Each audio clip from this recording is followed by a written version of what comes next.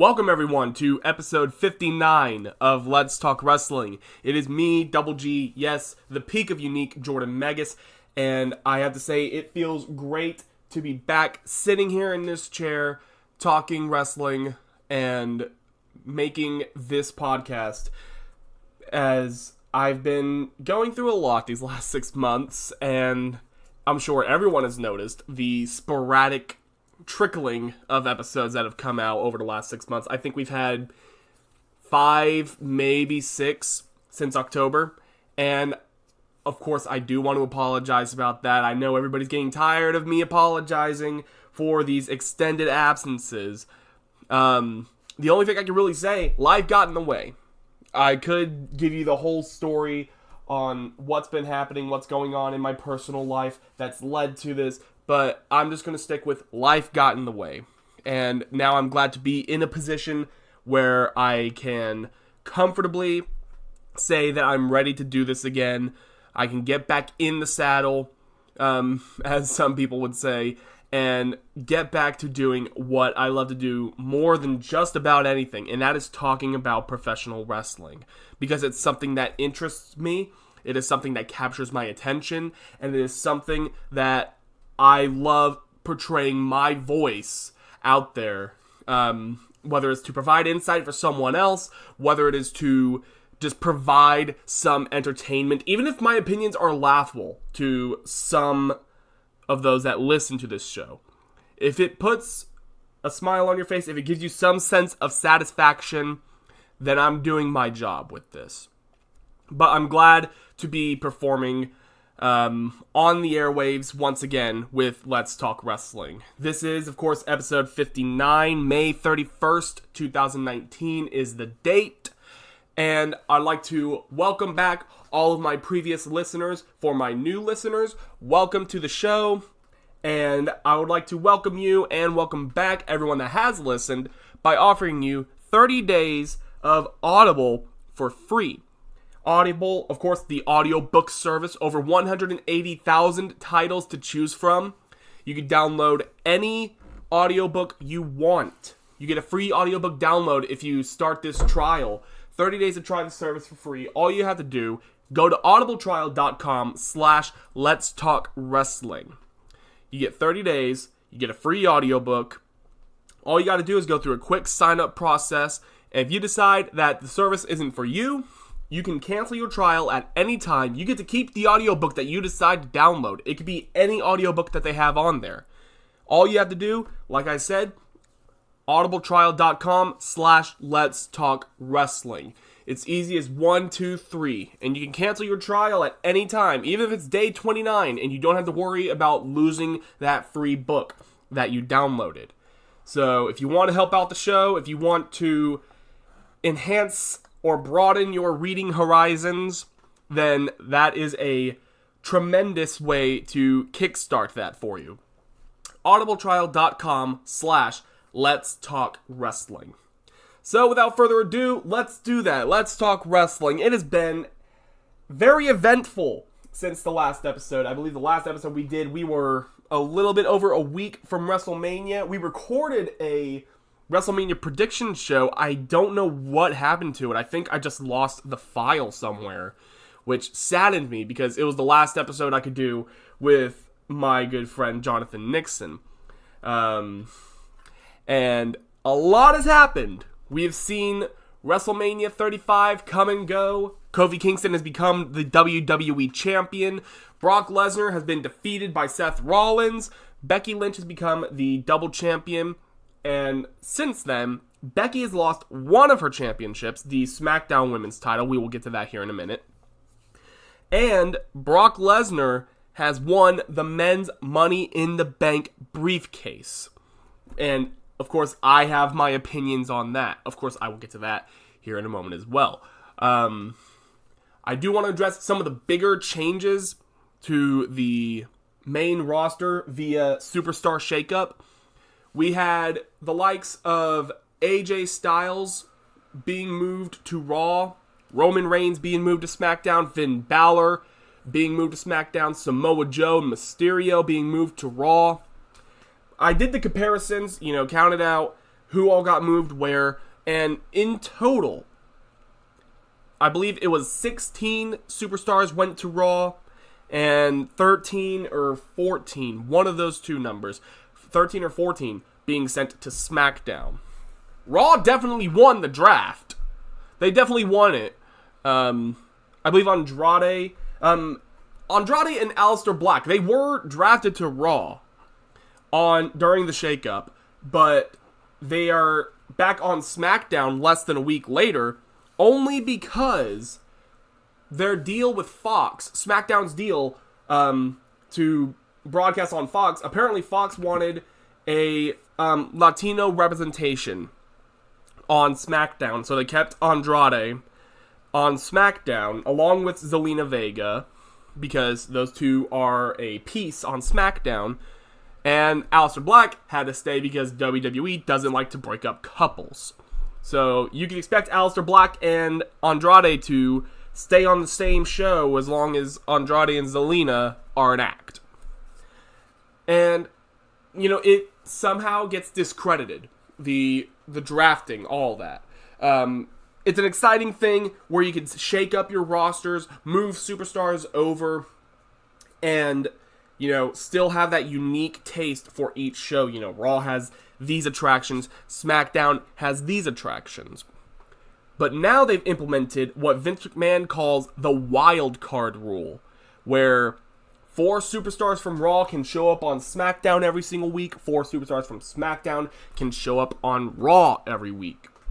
Now, normally I wouldn't mind this. It is a really neat way to, have that you never know who's going to show up aspect if it wasn't the same superstars every single week. I believe we've had 2 or 3 weeks with this wild card rule, and every single week, Kofi Kingston and Roman Reigns have gone to Raw. This is just their exposure to say, Roman Reigns is a SmackDown superstar now, but now he's on Raw every week still.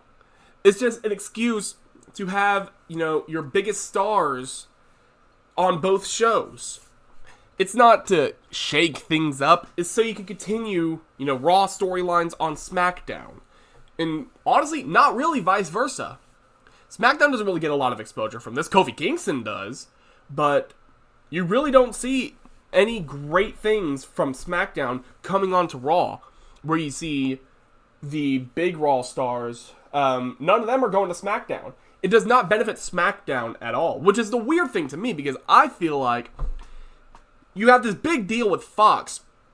If you want to have big stars on your show, and you want to make SmackDown the best possible product you can, why in the world are you giving Raw the edge with the Superstar Shakeup, with this wild card rule, instead of SmackDown? If you really want to go gung-ho in this big business deal, this I don't even think it's I think it's a $1 billion contract for 5 years that you have with Fox. If you want to have that, you got to have the best show possible, because Fox does not play around. They will drop you if they don't like what they see. And now WWE there's been multiple rumors as to what they want to have happen, multiple rumors as to what they are proposing to have happen. One of those being Brock Lesnar winning a world championship, or winning the WWE championship, and defending it on the first episode of SmackDown on Fox against Goldberg, which we don't need to see it again. It was great the second time around, with their whole program from Survivor Series until WrestleMania. That was great. I don't need to see it again, because we know Brock Lesnar is going to get the edge. It's going to put Brock Lesnar in a world title position. We just got him out of it. And, some people will laugh at that. Oh, what? But Brock Lesnar's a big attraction, all this, yada, yada, yada. No one cares about Brock Lesnar being in the world title picture. Nobody wants Brock Lesnar in the world title picture except for Vince McMahon, Brock Lesnar, and maybe Paul Heyman. You have I don't mind having Brock Lesnar on Raw or SmackDown and, making a big match with someone. I don't mind that. But if you're going to have this guy come out maybe 20 episodes a year at max, and that's including pay-per-views, 20 appearances a year, why would you have your main championship on him? Now, of course, I could see the stigma about it, where the big champion is such a rare occasion on the show, but it's obvious with a WWE fan base that doesn't work. You don't want to see an absent champion. You want to see your champion on every single week. And Vince McMahon, I know he likes that idea. Oh, but Brock Lesnar's such a big box office attraction. Brock Lesnar, he's a fighter. He's a legitimate pugilist. I don't care. No one cares. While Brock Lesnar may be a special attraction, and there may be one pop whenever he returns from an absence, it's not going to change our opinion of him being in the world title picture, for one. We're not going to want to see him facing, every superstar that we think deserves a world title run, only to knock him down at the expense of building up Brock Lesnar. And this whole deal with having Brock Lesnar on Fox to defend the WWE Championship against Goldberg, like I said, we don't need to see that again. What would be the point? What would it serve long term? Sure, you get a great first episode, you get a great debut on Fox, but after that, it's going to be downhill. Because here's what's going to happen. You're going to stack up that show with as much talent, as much praise, as much box office, as big names as you can. And as you should. But the problem with that is, WWE cannot keep that up right now. Maybe they can, but they're not. They're not keeping up a consistently good product. And that's what I feel will be the big downfall of this whole deal with Fox. Maybe they maintain that deal anyway, but if anything would be to blame, should WWE fail on this deal with Fox, Fox pulls out and they have to scramble to find a new station or even put SmackDown on the network. Should that fail, you got to blame it on the inconsistency of WWE's programming. Now, speaking of that, coming off of that, we're talking about the inconsistencies of WWE's programming. I want to address AEW, who just had their Double or Nothing, their first big event, and I get to watch bits and pieces of it live, and then I got to watch the replay. I was thoroughly amazed with this show. Cody versus Dustin, obviously my favorite match of the night. Jericho versus Omega was fantastic. I did enjoy all the other matches that happened on there. They starting something special is what they're doing with AEW. They're doing a fantastic job right now. And the big debut at the end, Jon Moxley, the former Dean Ambrose, now gone from WWE, has entered All Elite Wrestling, interrupting after the main event concludes.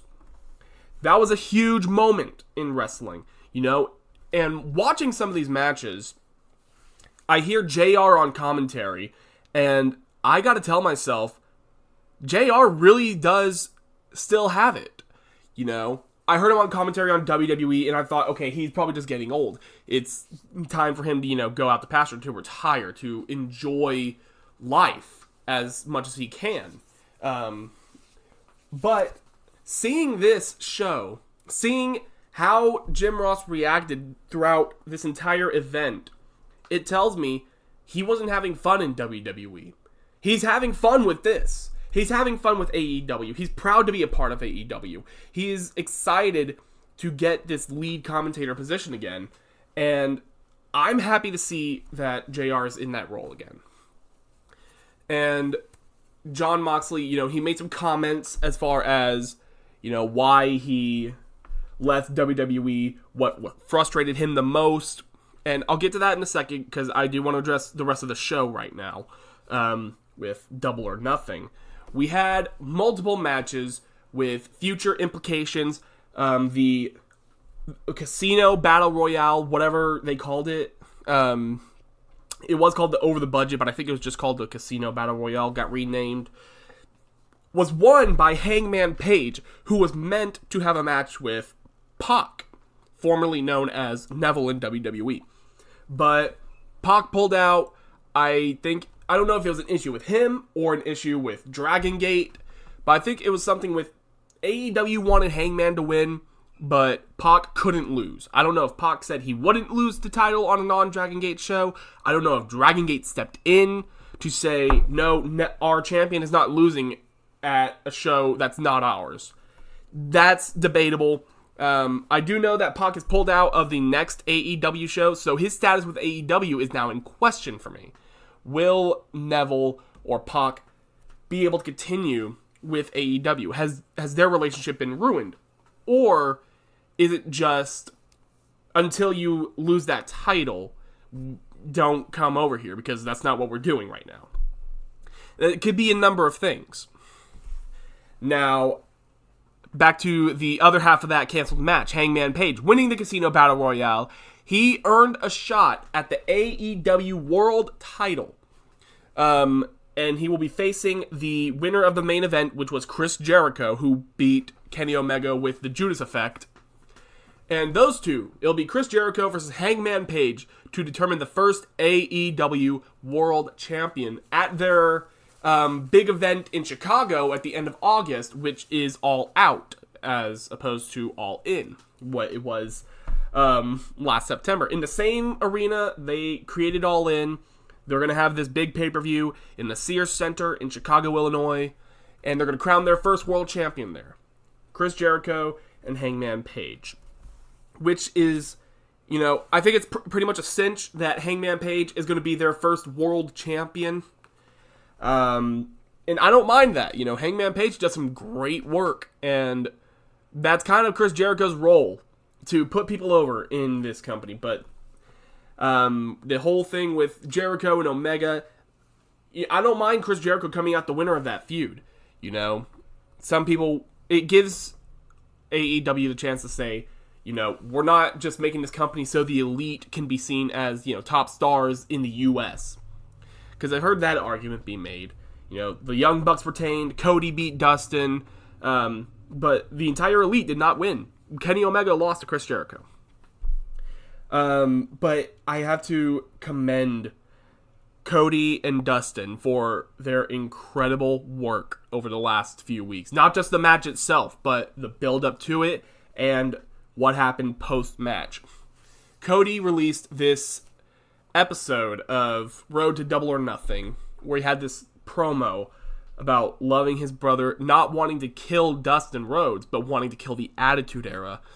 And I thought this promo was so well done. This is probably the best promo I have seen in a good few years.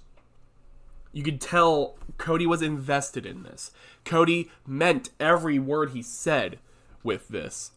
And to see the emotion that Cody had in this entire program is amazing. Dustin, it felt like a revival of sorts for him. Now, I don't know how long he'll stay with AEW. I know he'll be competing at their event next month, but long term, no clue. But after the match, Cody, he beat Dustin. It was a bloodbath. It was a war. And Cody got on the mic, and he cut this promo about wanting Dustin to be his tag team partner at their next event, which is what Dustin accepted, and that it will be Cody and Dustin versus the Young Bucks. But this promo that Cody cut was very similar to a promo that the American Dream Dusty Rhodes cut back in the early 90s. I want to say 1990, 91, somewhere in that area. And coincidentally enough, that promo as well was to Dustin Rhodes. Comparisons of wanting to ask in front of God and the whole world, and asking, family to be their tag team partner for an event. And it was so beautiful because I saw a video where it would go back and forth between the clips so you could see the similarities. And it was beautiful. Absolutely beautiful. The way they paid homage to their father by creating something of their own, but still paying respect to their father. It was a touching moment for everybody involved. Now, the main event, obviously we talked about Jericho beating Omega, and now we're going to talk about the Jon Moxley debut. He made an impact, obviously. We all kind of knew he was going to probably show up, but the way he did was amazing. And now, earlier this week, we saw or heard Jon Moxley. He had an interview with Chris Jericho about why he left WWE. And it really gives an insider's look as to why WWE is killing their own company. Or not killing their own company, but really just driving in misery to their current stars. You know, he mentioned that promos were his favorite part of wrestling. You know, being able to cut a promo, influence the audience with his words. That was his favorite part of being in this profession. But now, being in WWE, it became his least favorite because every night or week or however often, he was handed a script. That's what he needed to say. He didn't get to add any originality to it. He talked about times where he would propose something to Vince McMahon and Vince would shoot it down. Or Vince would hand him a script and say, this is you. This is you. This is why people like you. And Dean Ambrose just said, no, this is garbage. This is not something I would do. This is for an idiot. And can you blame the man for leaving if he feels that miserable in that company? He told Vince McMahon straight up, you can add as many zeros as you want on that contract. I'm not signing it. I'm out of here. He said if he didn't have another deal with WWE, he was gone. If he didn't have AEW to go to, he was gone. If he didn't have anywhere else to go, he was gone from WWE. And that takes a lot of guts to say you will walk away from the biggest company no matter how much money they offer you.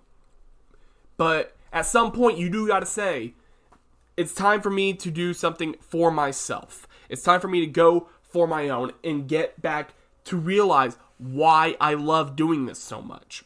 And it's a sad thing because you see a number of superstars that express their loss for love while being in WWE. Another example of that being Luke Harper. It's still Luke Harper. I was going to say Bruiser Brody, but you can't really say that now. You know, he requested his release. He sent out this this nice letter saying, you know, thank you to WWE for giving me all these years of experience, allowing me to travel the world and compete on such a large stage. And he requested his release from WWE. And surely, if he was granted it, he would have gone to, you know, AEW or New Japan. He would have tore it up because he is a great competitor. WWE not only denied him his request for release, they tacked on 6 months to his contract for the time he missed due to injury. Now, of course, WWE, they can do that because that's, you know, within legal confines of their contract. But that's still, you know, a terrible move to make. Why would you do that to someone? Why in the world would you force someone to stay in your company and tack on time to their contract for wanting to leave? And not only that, I would understand, you know, them wanting to keep someone if they're on TV every single week, if they're a prominent part of your show. But the fact is, Harper's not. Harper is rarely seen on WWE television. You know, he had some programs as part of a tag team. He had a program as an individual. But lately, within the last year or so, he had one tag team title reign with Rowan. But since they lost the titles the night after SummerSlam, he was seen maybe once. And that was at the Andre the Giant Memorial Battle Royal at WrestleMania. Other than that, Harper was nowhere to be seen. He's not being used on the shows. Why deny him his release? Why add time to his contract if you're not even using the man? This is where WWE has become a very monopolistic company. They want to rule everything and everybody that has the term sports entertainment or professional wrestling tagged on to them. That's why they offer Brock Lesnar all this money to stay. That's why they are denying people their releases, adding time to their contracts, offering superstars big money contracts that they wouldn't normally offer them. But the fact that, a company like AEW is now coming up, having a huge financial backer like the Khan family, an $8 billion family backing you up. And not only that, now you have a TV deal. AEW is now going to be on TNT every Tuesday night starting in October. So it's a big company to look out for. That I get. But why make your talent suffer? You want to keep them, that's fine. You want to offer them a big money contract, tell them, we want you to stay. But not only are they denying people requests to be released, not only are they adding time to people's contracts, they are punishing superstars and talents that are related to those that are appearing at these non-WWE shows. And I'm not talking about, Evolve or Chikara or New Japan. I'm talking AEW.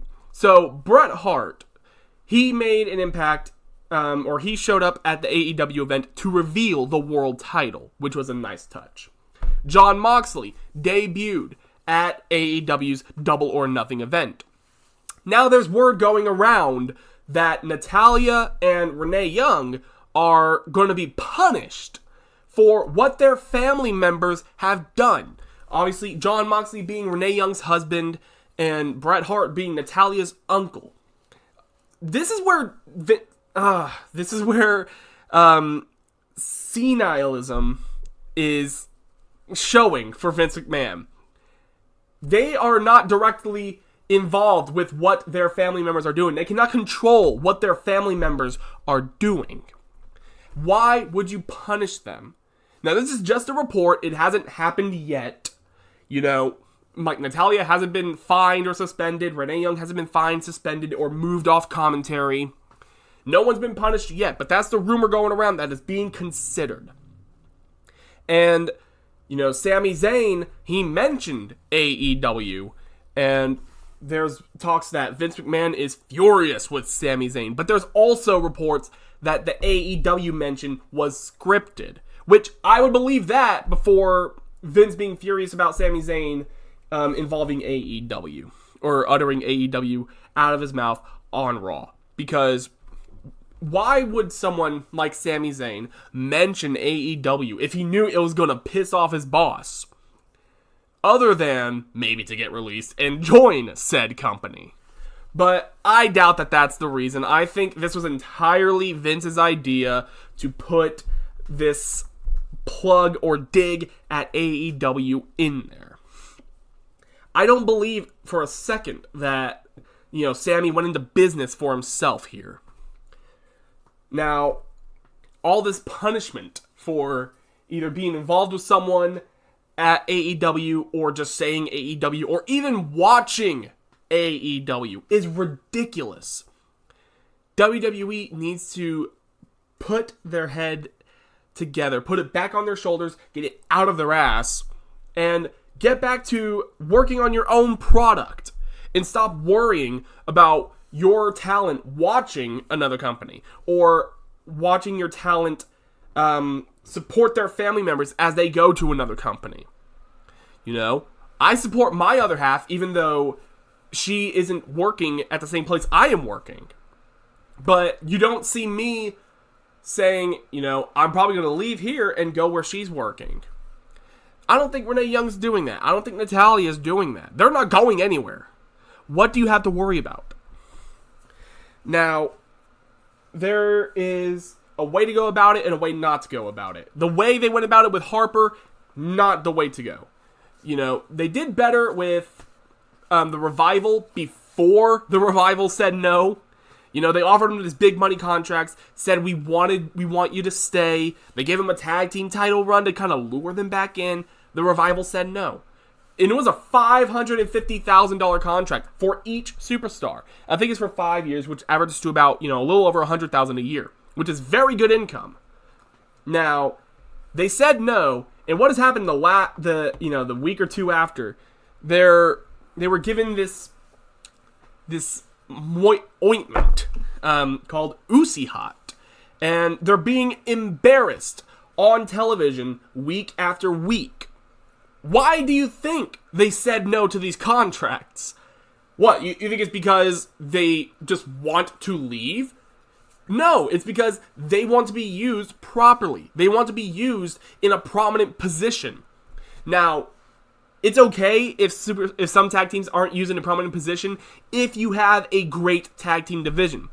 But look at the tag teams you have on Raw. You may or may not count the Lucha House Party. You can count Kurt Hawkins and Zack Ryder, who were, honestly, let's be honest, now they are a makeshift tag team, who are currently your tag team champions. The Authors of Pain are nowhere to be seen. You broke up Bobby Roode and Chad Gable. Who do you have? Who do you have on Raw? Heath Slater and Rhino? Where have they been? You have almost no tag team division on Raw. SmackDown isn't really too much better. You know, they have the New Day, who hasn't really been in the tag team division as of late. Daniel Bryan and Rowan, Heavy Machinery. You broke up Sanity. They're gone. The Usos are now on Raw, so that's another tag team for them. But look at that. You have you could say you have, 6 or 7 tag teams on each brand, but you're only using 3 of them at most.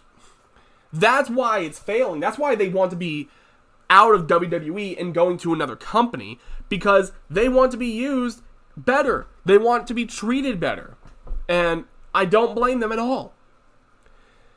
So, Vince, this is a personal message, man. Let them leave. If they want to leave, let them leave. It frees up money for you. It allows them to go to greener pastures, or what they believe would be greener pastures, and let them succeed or fail on their own. Don't hold them hostage. Okay? You already have enough content. You have Raw, you have SmackDown, NXT, 205 Live, NXT UK, and even with all of those shows, every single week, you have not just a handful, but you have a roster of superstars that are doing absolutely nothing on these shows. And I mean a roster aside from the roster we see on television. Think of the superstars that are contracted to WWE, but you do not see them on television. It's just so baffling to see all these names that can be used, but aren't. And it's sad to see all of these talents wasted. So, I don't know what else to say as far as that goes. You've got all this talent, you're wasting it, not putting it on your show. What's the point of keeping them around? What's the point of holding them hostage? Let them go. If you're not going to use them, let them go. This is just being petty at this point. Now, I'm going to turn around here and give a benefit to WWE. I just talked about, them wasting talent, but now they're giving an opportunity to someone.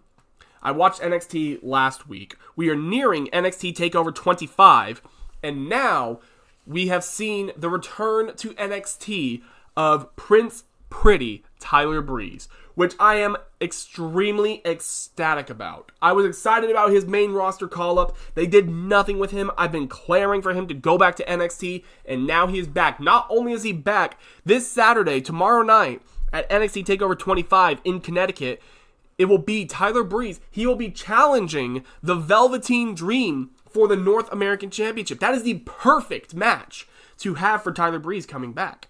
You're giving him a great opportunity here. He doesn't have to reinvent himself. He just has to, be reborn. He doesn't have to be a different character. He can revive Prince Pretty and show the main roster, this is what I can do. So next time you bring me back up in a more serious position. And I'm all for it. And it gave me this idea of having an NXT invasion angle. Now, of course, we've seen invasion angles fail sooner or later.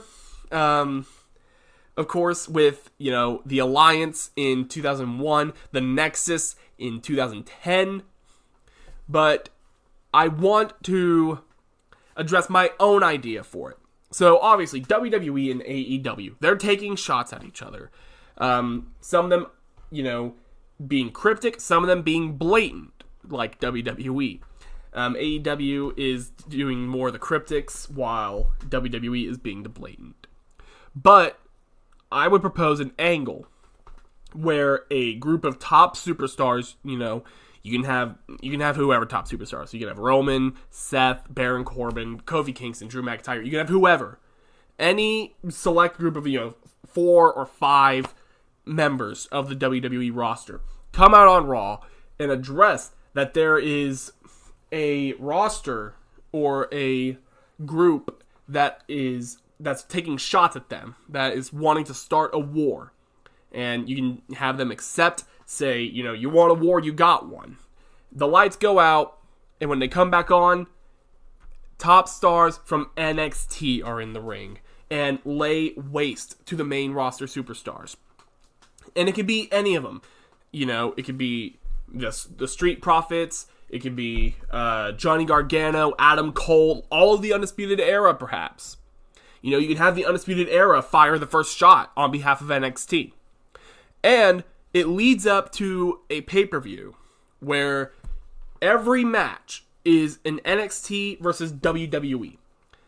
If the NXT superstar were to win the match, then they take that WWE superstar's spot. I had a few matches proposed for this idea, one of them being the Undisputed Era versus the Ascension. The Ascension is not being used, but they were tremendous in NXT. I think you put them back in NXT, you can give them, you can revitalize them, and you can make them something again. So, have Undisputed Era versus the Ascension. Undisputed Era beats the Ascension, so Undisputed Era moves up to Raw and SmackDown. The Ascension goes back down to NXT. I think that would be a great way to revitalize some characters, create interest for the brand of NXT. Other matches I included: Daniel Bryan versus Matt Riddle, Velveteen Dream versus Sami Zayn, Johnny Gargano versus Seth Rollins, Shayna Baszler versus Mandy Rose, Pete Dunne versus Apollo Crews. Of course, some of these matches, they're not, high-profile matches, but they're matches to try to get someone good onto the main roster and get someone that's good on the main roster but hasn't been used well back into NXT so they can become who they are meant to be. And that is a top star. I think Apollo Crews, he would have been a top star had he had more time in NXT, but he just didn't. And the idea of having NXT superstars going off against WWE stars is, pretty cool. I love it whenever you see an NXT star enter the Royal Rumble, like Johnny Gargano and Aleister Black did this past year in Phoenix. Why not do that, in an angle? Have superstars, give them, a kick in the ass. Say, if you don't step things up, we'll take your spot. We will make it a do or die, dog eat dog situation for a spot on the main roster.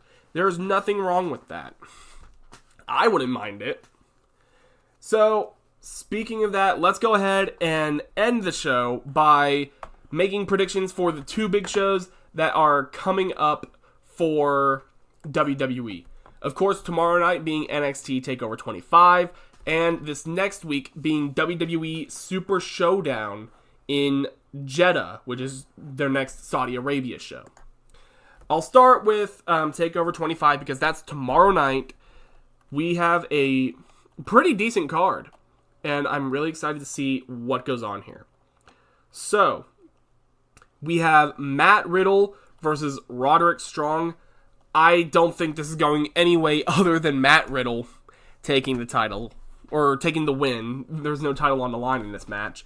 Roderick Strong, he could, use the boost, but considering that all the other members of the Undisputed Era are in title matches tonight, I don't see Roderick Strong being the member or members to win.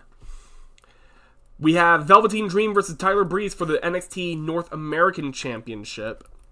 I want to say Tyler Breeze, honestly. I love the Velveteen Dream, but I want to see Velveteen Dream go for the NXT Championship. No, don't go to the main roster just yet. Go for the big one. And Triple H confirmed on a media call in the last couple days that Tyler Breeze is back on the NXT roster full time. So he is now an NXT superstar once again. So there's nothing wrong with having this comeback. Let Tyler Breeze win the North American Championship and become something serious. I guarantee you, he would have been North American Champion had they introduced it back in 2013 or 14, along with the other championships in NXT. He would have been a champion, no doubt. So I want to see this opportunity given to Tyler Breeze. The War Raiders, now then renamed to the Viking Experience, then renamed to the Viking Raiders, which is who they are now. Eric and Ivar relinquished the NXT Tag Team titles after being called up. And now we have a Fatal 4-Way Tag Team Ladder Match for the NXT Tag Team Championships. We have the Undisputed Era, Kyle O'Reilly and Bobby Fish. The Forgotten Sons, who I believe will be represented by Wesley Blake and Steve Cutler. The Street Profits, Angelo Dawkins and Montez Ford. And Oney Lorcan and Danny Burch. Fatal 4-Way for the tag team titles. Now, it seems obvious that it's going to be the Undisputed Era, but I'm going to pull a dark horse pick here. I'm going to go with the Street Profits. I think they've earned it. You know, they're entertaining, but they're not comedy. You know, they're not a comedy act like, say, Heath Slater and Rhino on SmackDown or Raw. You know, they're funny, but it's not like that's their whole thing. You know, they can do great things in the ring, and they've proven that. So, my official pick is going to be the Street Profits, but, I mean, something in the back of my head is going to tell me Undisputed Era is going to win. NXT Women's Championship on the line. Shayna Baszler defending the championship against Io Shirai. I want to see Io win. Not just because I want to see Io win, I want to see Shayna lose. You have all this confidence in Shayna Baszler. Put her on the main roster. I think it's time. You know, she's had 2 reigns as NXT Women's Champion, and one of them lasted from April to August, and she's held the title now since October, so she's held it for about 6 or 7 months. All in all, she's held the title for over a year, and I'm ready to see a new face hold the title. So I'm going to say Io Shirai comes out with the victory here. And now the main event. The NXT Championship. Johnny Gargano versus Adam Cole. No punches pulled here. No gimmick matches. No 2 out of 3 falls. It is a simple one-on-one. Adam Cole versus Johnny Gargano. And the NXT Championship is on the line. I am going to go out on a limb and say Adam Cole is going to win. I'm so used to Triple H sticking his nose in world title matches now. I was reading, a prediction site. I'm on a prediction site right now where people are predicting who they think will win, and I saw the name Triple H, and so I just said that out loud, but I think Adam Cole will be the one to walk away with the NXT Championship. I feel Johnny Gargano, he's going to be one of those guys. He got his big moment, but now it's time to get back to business. I love Johnny Gargano. I love seeing him as champion, but just like him, just like Daniel Bryan, and to an extent, kind of like Kofi Kingston, these are what I call uphill superstars. I wouldn't consider them underdogs anymore because they've won the big one. I consider them uphill superstars, where the money and the popularity in them is seeing them fight to get to that top spot. But once they reach it, where do they go from there? That's where you sink or swim. And I think Johnny Gargano, he'll be a transitional NXT champion and possibly move up to the main roster, say maybe the night after SummerSlam. But that's neither here nor there. That's just a possibility, And so I'm going to say Adam Cole finally wins the NXT title and becomes the first Triple Crown winner for NXT. Actually, no, the second Triple Crown winner, because the first one was obviously Johnny Gargano. And they made a whole big deal out of that at TakeOver New York. I don't know why I forgot that. They made this whole big deal out of the winner of the match will be the first NXT Triple Crown champion. But I'm going with Adam Cole and him becoming the second Triple Crown. Now on to WWE Super Showdown, a card or an event that WWE says is rivaling that of WrestleMania, which to us it's not, but to them it is, so let them have their fun. We have the Lucha House Party versus Lars Sullivan in the handicap match. I'm not even going to waste time on this. Lars Sullivan is going to kill him. The Demon Finn Balor defends the Intercontinental Championship against Andrade. That's an interesting one. You know, I want to say the Demon Finn Balor is going to win, but I also think they might have a big title change on this show. And with only 3 title matches, I don't think it's going to be, you know, the Universal Championship, hopefully, or I don't see Dolph Ziggler winning either later that night. But I think Andrade might actually pull out the win here and become Intercontinental Champion. But my official prediction will be Finn Balor. Roman Reigns versus Shane McMahon. I could care less about this. Roman Reigns, fine. Braun Strowman versus Bobby Lashley. Again, have no interest. So I'll say Bobby Lashley. Because my thing for Braun Strowman has kind of just been, it's done. You know, I've been clamoring for him to be in that top spot for a while. And I think it's time to just say it's not happening. Because there's always just 1 or 2 people that are ahead of him in the who does Vince McMahon like more race. So I'm going to go with Bobby Lashley. WWE Championship. Kofi Kingston versus Dolph Ziggler. This is going to be interesting because I want to see Dolph Ziggler win just so, you know, he can have that WWE title win, say he won the big one, but I feel like it's going to be Kofi Kingston. Dolph Ziggler with his, 18th comeback in the last 2 years. But you never know. You never know. But my official prediction will remain with Kofi Kingston.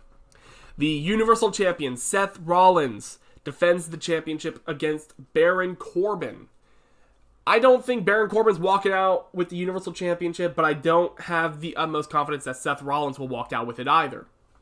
Because it's the Saudi Arabia show, and I just have this feeling that in order to make a quote-unquote big moment with this show, they're going to have Brock Lesnar cash in, and to the dismay of myself and many other members of the WWE Universe, Brock Lesnar will win back the Universal Championship and have another 9-month stranglehold on it.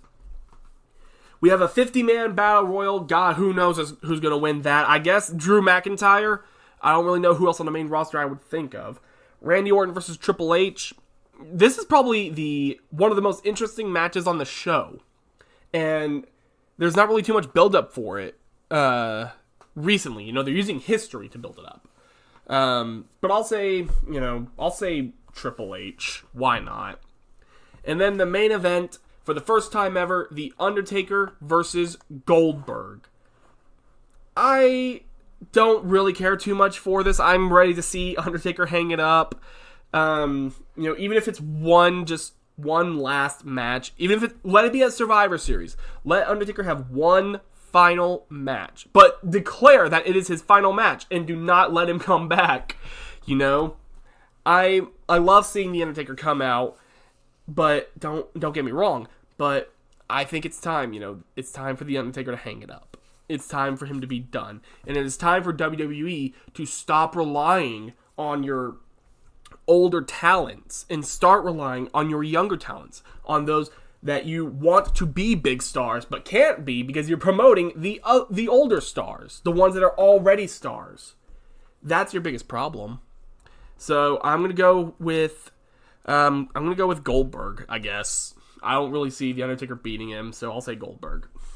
So that's going to do it for this episode of Let's Talk Wrestling. Hopefully I will be back next week to issue a result issue of Let's Talk Wrestling for Super Showdown for TakeOver 25. Until then, be well, stay safe. This has been Let's Talk Wrestling.